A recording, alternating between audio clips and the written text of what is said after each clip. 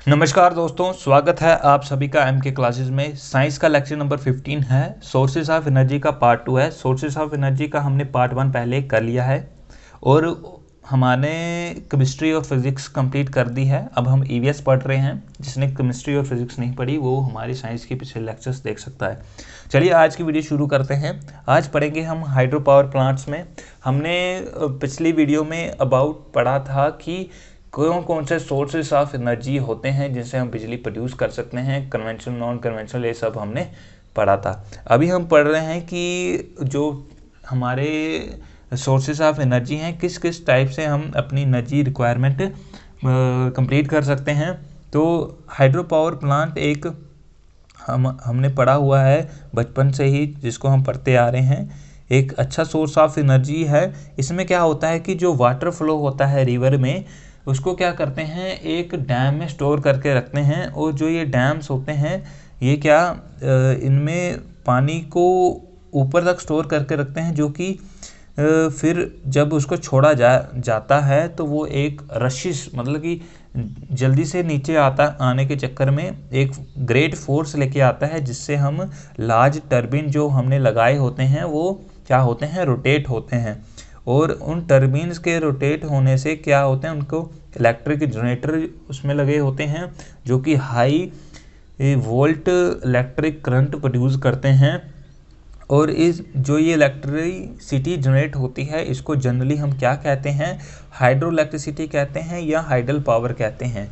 ठीक है। और इनफैक्ट द प्रोसेस इन्वॉल्व, इस प्रोसेस में क्या होता है दोस्तों, जो वाटर की जो हमारी पोटेंशियल एनर्जी होती है, जो कि हमने पानी हाइट में स्टोर करके रखा है, तो वो हम क्या करते हैं, उसको हम काइनेटिक एनर्जी में कन्वर्ट करते हैं जब उस पानी को छोड़ते हैं। और फिर वो उससे जब हम टर्बिन रोटेट करते हैं उसको इलेक्ट्रिकल एनर्जी में कन्वर्ट कर देता है। तो ऐसे हमारा हाइड्रो पावर प्लांट वर्क करता है। और जो ये हमारा सोर्स ऑफ एनर्जी है, ये क्या है, एक हमारा कन्वेंशनल सोर्स ऑफ एनर्जी है। ये एक अच्छा सोर्स ऑफ एनर्जी है। इससे पानी तो हाइट से आ रहा है ना, बारिश से फिर से पानी इकट्ठा हो जाएगा डैम में, है ना। और ये क्लीन और नॉन पोल्यूटिंग है, क्लीन है ना, एकदम कोई पोल्यूशन नहीं हो रही। डैम्स कंस्ट्रक्ट होने से क्या है कि हाई अल्टीट्यूड रिवर में इसको और उसमें बहुत ज़्यादा पोटेंशियल एनर्जी होती है, और उससे हम टर्बिन रोटेट करके इसको बनाते हैं। ये तो मैंने बता दिया। अब देखो इसके बहुत ज़्यादा हमें एडवांटेजेस हैं। क्या क्या एडवांटेजेस हैं, देखिए। जब हम ऐसे बिजली बनाएंगे जो कि हमें पोल्यूशन फ्री है, तो वो क्या करेगी, एकदम इको फ्रेंडली होगी, है ना। इन्वायरमेंट पोल्यूशन तो होगा ही नहीं। और जो इसमें क्या होगा, और इस अवेलेबल बहुत ज़्यादा होगी, फ्री ऑफ कॉस्ट, कोई हमें पेट्रोल बर्न नहीं करना, नो कुछ ऐसे ख़रीदना नहीं है ना। और जो ये रिन्यूएबल सोर्स ऑफ एनर्जी है, वाटर तो आता ही रहेगा, है ना, बार बार। और ये इनएग्जॉस्टिबल है और it is cheap source of energy. और एक तो ये क्या है, एक चीप सोर्स ऑफ एनर्जी है, not involve any costly investment, और इसमें कोई ज़्यादा इन्वेस्टमेंट भी नहीं आती, है ना। और डिसएडवांटेज ये है कि इसमें एक्सपेंसिव बहुत है कंस्ट्रक्ट करना डैम को, है ना। जब हम डैम को ऑपरेट करते हैं तब हमारी कॉस्ट बिल्कुल नहीं आती, लेकिन जब डैम बनाए जाते हैं तब वो कंस्ट्रक्ट करने के लिए बहुत हाई एक्सपेंसिव, हमें बहुत पैसा चाहिए होता है कंस्ट्रक्ट करने के लिए। और dam can not construct on all reverse, her reverse के ऊपर हम डैम्स नहीं बना सकते, क्योंकि वो हमारे काम के नहीं है। सारी रिवर जो हाई अल्टीट्यूड रिवर्स होती हैं, जैसे जम्मू कश्मीर में, हिमाचल में, उत्तराखंड में, वो रिवर्स हमारे काम में आती हैं डैम्स बनाने के। और large area of human habitation and agriculture field get submerged. एक और बहुत बड़ा नुकसान डैम का ये है कि एक बहुत बड़ी जगह क्या होती है, पानी के अंदर दफन हो जाती है। पानी के अंदर दफन होने का मतलब ये है कि क्या पता वहाँ पे लोग रह रहे हों या पेड़ पौधे होते हैं इतने ज़्यादा, तो वो क्या हो जाते हैं, पानी के अंदर सबमर्ज्ड हो जाते हैं। और जो लोग वहाँ पे रहते हैं उनको सोशल और इन्वायरमेंटल प्रॉब्लम्स होती हैं। सोशल प्रॉब्लम ये होती है कि उनको वहाँ से प्लान करना पड़ता है एक जगह से दूसरी जगह पे। और इन्वायरमेंटल प्रॉब्लम ये होती है कि अगर आप एक ग्रीनरी में रह रहे हो, वहाँ पे सिर्फ पानी ही पानी हो जाएगा, है ना, तो वो भी एक डिसएडवांटेज है हाइड्रो पावर प्लांट की। बाकी इसमें और कोई भी डिसएडवांटेजेस नहीं है। जियोथर्मल एनर्जी भी एक अच्छा सोर्स ऑफ एनर्जी है ना, गुड सोर्स ऑफ एनर्जी है। ऐसा इसलिए है कि जियोथर्मल क्या होती है, एनर्जी होती है जो कि धरती की हीट की वजह से आती है और ये नेचुरली अकरिंग होती है। क्या होता है कि जो रॉक के अंदर एनर्जी होती है, जब जो हीट हमारे धरती के अंदर मैग्मा में होती है, उससे बिजली बनाई जाती है, या कोई भी हम सोर्स उससे एनर्जी का बनाते हैं तो उसको जियोथर्मल बोलते हैं। अभी देखिए उसको मैं थोड़ा एक्सप्लेन करता हूँ। देखिए जो मैग्मा होते हैं वो क्या होते हैं, मेल्टेड रॉक्स होते हैं और गैसेस होती हैं।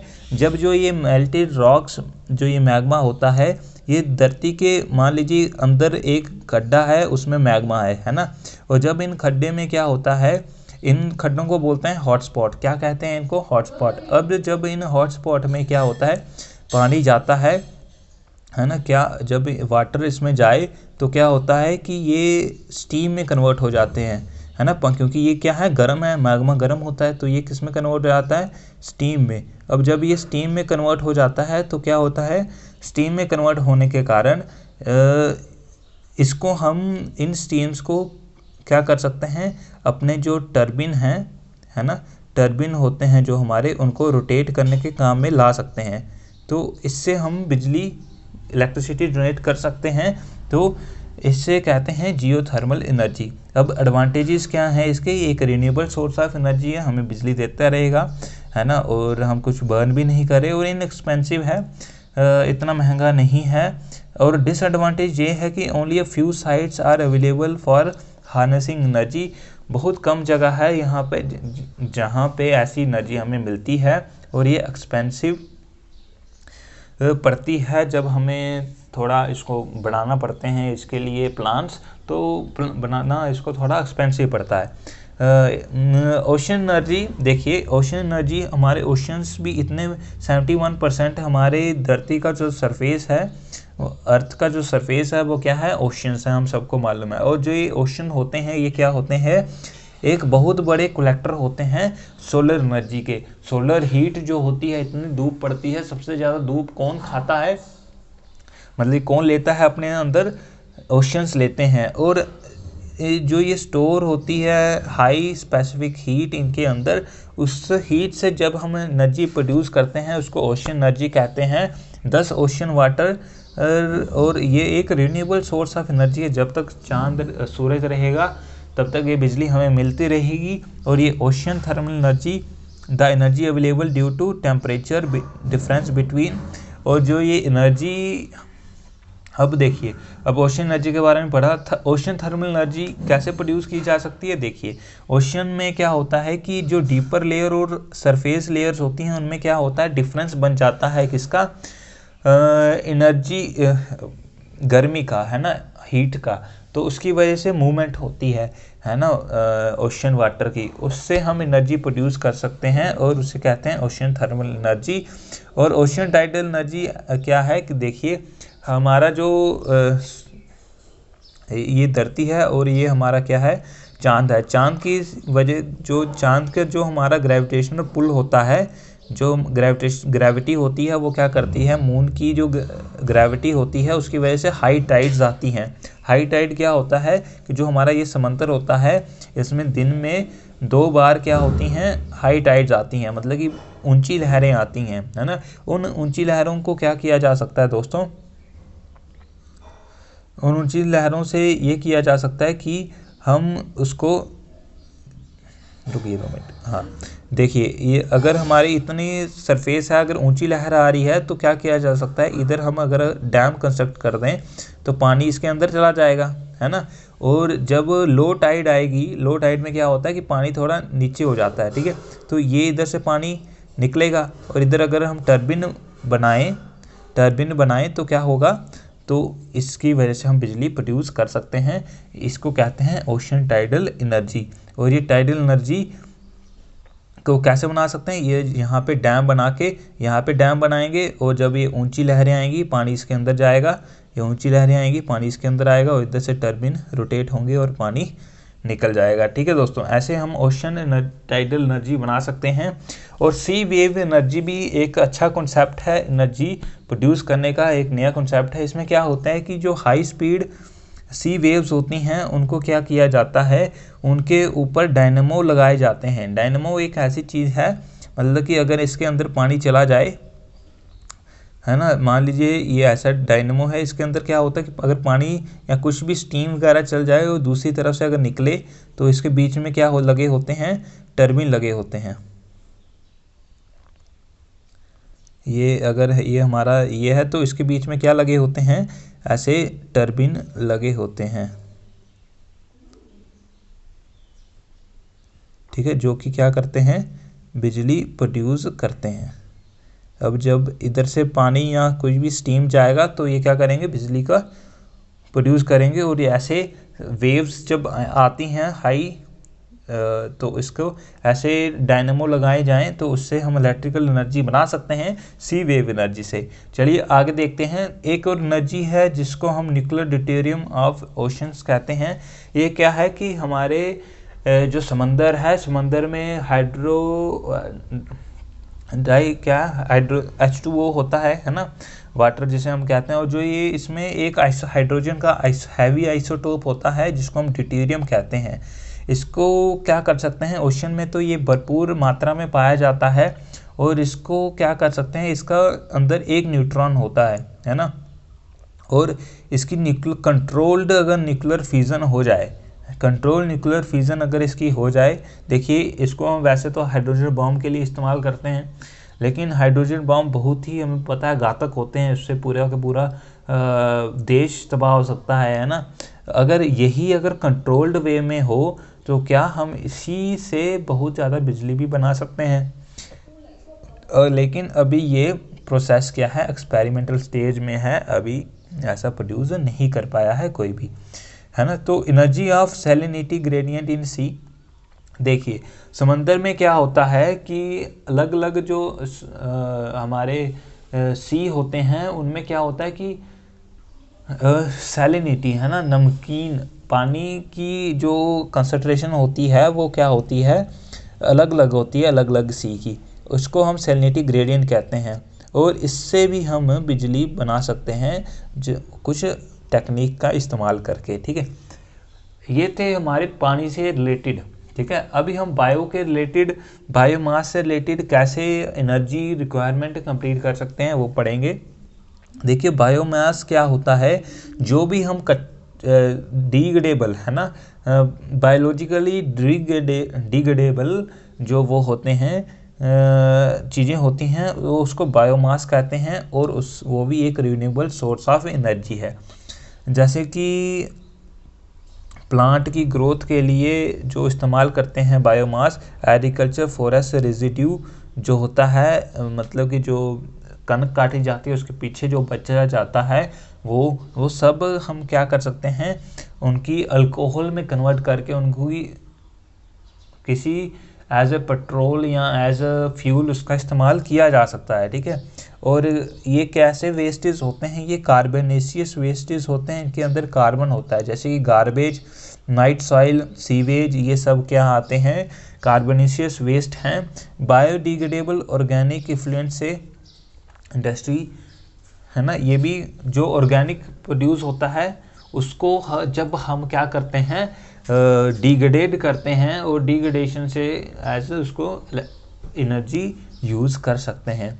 अब बायोगैस तो हम सबको मालूम है, ये क्या होता है, मिक्सचर ऑफ गैसेस होता है, जिसमें क्या करते हैं हम डिकम्पोज करते हैं बायोमास को। बायोमास क्या, जो कि बायो से डिग्रेडेड हो जाए, डिकम्पोज हो जाए, उसको बायोमास को डिकम्पोज करते हैं एब्सेंस ऑफ ऑक्सीजन में, ऑक्सीजन की एब्सेंस में हम उसको डिकम्पोज करते हैं। और मीथेन इसमें एक मेजर कंपोनेंट बनता है। जब बायोगैस डिकम्पोज होती है तो क्या होता है, मीथेन निकलती है। अब जब ये मीथेन है, ये क्या है, बायोगैस प्लांट, है ना, तो वो एक अच्छी सोर्स ऑफ एनर्जी है। Animal dung, sewage, crop residue, vegetable waste, poultry dropping etcetera are used to produce biogas and biogas plant. तो यहाँ से हम बायोगैस और बायोगैस प्लांट बना सकते हैं, किससे? एनिमल डंग से और सीवेज से, है ना, हम सबको मालूम है, जो भी हमारी बायोलॉजिकली डिग्रेडेबल चीज़ें होती हैं। अभी एडवांटेज क्या है? देखिए, एडवांटेज ये है कि इसको बनाना बहुत ही आसान है, रूरल एरिया में हम इसको बना सकते हैं। 3 से 4 अगर हमारे पास कैटल हैं, 3 से 4 अगर हमारे पास जानवर हैं, तो वो हमें एक सप्लाई डेली के 6 घंटे की कुकिंग के लिए हमें गैस प्रोवाइड कर सकता है। और बायोगैस इज़ क्लीन फ्यूल, क्योंकि ये क्लीन फ्यूल है, इसमें कोई स्मोक भी नहीं होता और कोई ऐश भी नहीं रहती, है ना। और इसका क्या फ़ायदा है कि इसके जो बायोगैस हैं इनकी 50, देखिए जो इथेन जो बायोगैस से निकलती है उसकी वैल्यू 55 किलो जूल है 1 ग्राम बर्न हो तो 55 किलो जूल कैलोरी उसमें आती है। लेकिन जो पेट्रोल है उसमें सिर्फ 50 है, मतलब कि इससे ज़्यादा अच्छी है। और जो स्लरी, जो पीछे जो हमारा बच जाता है जो भी मटेरियल, वो नाइट्रोजन और फॉस्फोरस में होता है रिच।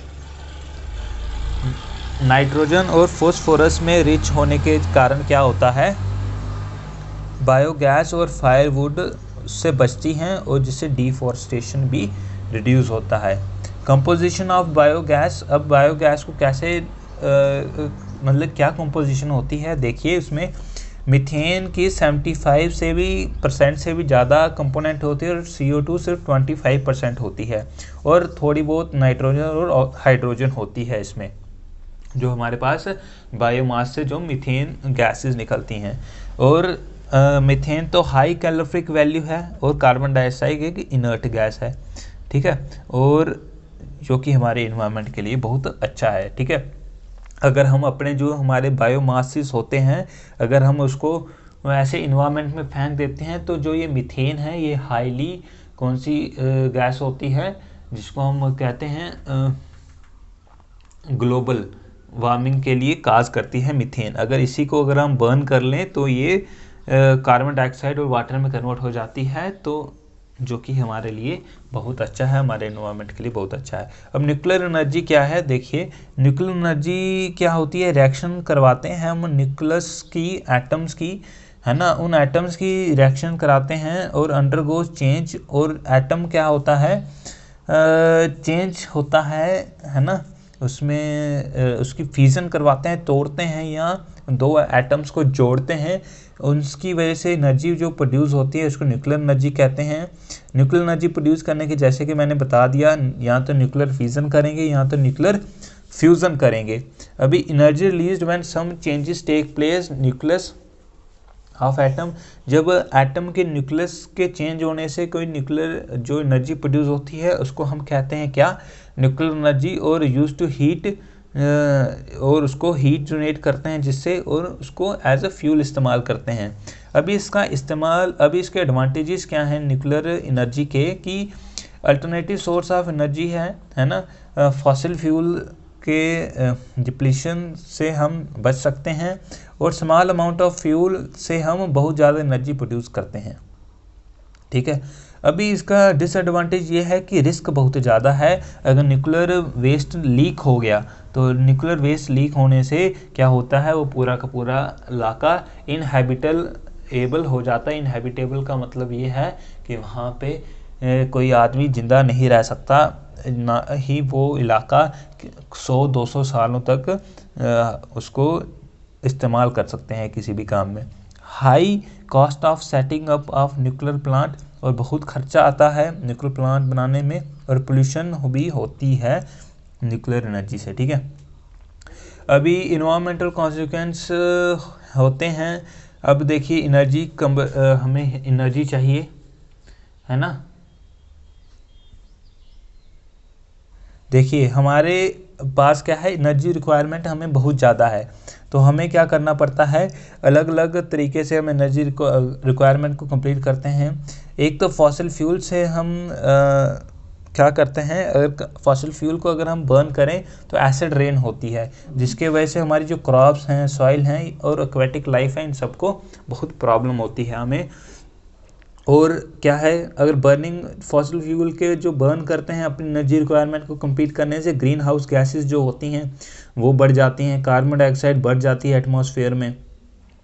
और construction of hydro power plant is a disturbing ecological balance. और हाइड्रो पावर प्लांट के बनने से क्या है कि इकोलॉजिकल बैलेंस भी डिस्टर्ब हो रहे हैं, क्योंकि अगर पानी जिस जगह से जा रहा हो उसको रोक दिया जाए तो वहाँ के जानवरों को प्रॉब्लम तो होगी, है ना। न्यूक्लियर पावर प्लांट बनने से रेडियो एक्टिविटी बहुत ज़्यादा बढ़ रही है इन्वायरमेंट में, ठीक है। तो वो भी बहुत एक चिंता का विषय है। अभी देखिए, अभी हम डिफरेंस देखेंगे न्यूक्लियर फिजन और न्यूक्लियर फ्यूज़न में। पहले न्यूक्लियर फिजन के बारे में पढ़ते हैं। क्या होता है न्यूक्लियर फिजन में? It involves breaking of heavy nucleus into lighter nuclei. क्या करते हैं? हैवी न्यूक्लियस को लाइटर न्यूक्लाई में उसको कन्वर्ट करते हैं। और इसमें क्या होता है? Carried out by bombarding of neutrons. इसमें एक न्यूट्रॉन्स को क्या करते हैं, उसको हैवी न्यूक्लियस में बम्बार्ड करते हैं, उसको ट्रैवल कराते हैं। और ये कैसी रिएक्शन होती है? चेन रिएक्शन होती है। एक रिएक्शन होए तो उसके बाद दूसरी, तीसरी, ऐसे चलती रहती है, ठीक है।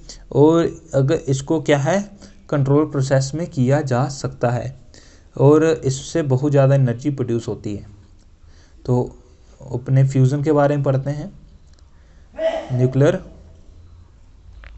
फ्यूज़न में क्या है कि जो हमारे ये सोर्स ऑफ एनर्जी है न्यूक्लियर फ्यूज़न, इसमें क्या है कि it involves the binding of two nuclei. दो न्यूक्लाई क्या हो जाती हैं, इसमें जुड़ जाती हैं। उसमें न्यूक्लाई टूटती है, बड़ी न्यूक्लाई छोटे में कन्वर्ट होती है। इसमें क्या होती है, छोटी छोटी न्यूक्लाई दोनों जुड़ जाती हैं। Carried out by heating eight extreme temperature. पहले इनको बहुत बर्न करना पड़ता है, फिर ये स्टार्ट होती है रिएक्शन। और ये चेन रिएक्शन नहीं होती और ये अनकंट्रोल्ड होती है, ये कंट्रोल्ड बिल्कुल नहीं होती। और इससे क्या होता है, it produce more energy than nuclear fission. ये एनर्जी तो ज़्यादा बनाती है लेकिन ये कंट्रोल नहीं होती और ये तबाही भी कर सकती है, ठीक है। और नीड ऑफ एनर्जी देखिए, the ability of a body to do work is called energy. देखिए, एक बॉडी का काम करने का क्या कहते हैं? एनर्जी कहते हैं। एबिलिटी को एनर्जी कहते हैं। और no activity will occur without energy. और कोई भी एक्टिविटी हम नहीं कर सकते बिना एनर्जी के, तो एनर्जी तो हमें चाहिए। लेकिन जो हमारी ये एनर्जी है, ये गुड सोर्स ऑफ एनर्जी होनी चाहिए। मैंने स्टार्टिंग में बताया था क्या होनी चाहिए, ये लार्ज अमाउंट में अवेलेबल होनी चाहिए और ईज़िली एक्सेसिबल, आसानी से यूज़ कर सकें, ईज़िली ट्रांसपोर्ट कर सकें और सस्ती भी होनी चाहिए, ठीक है। तो ये हमने एनर्जी के बारे में पढ़ा, सोर्सेज ऑफ एनर्जी हमने अलग अलग पढ़े। ये था हमारा लेक्चर। अभी हम कल करेंगे इसका साइंस का अगला टॉपिक। तो अगर आपको हमारी वीडियोस अच्छी लगती हैं तो आप चैनल को सब्सक्राइब करके बेल आइकन दबाइए। धन्यवाद।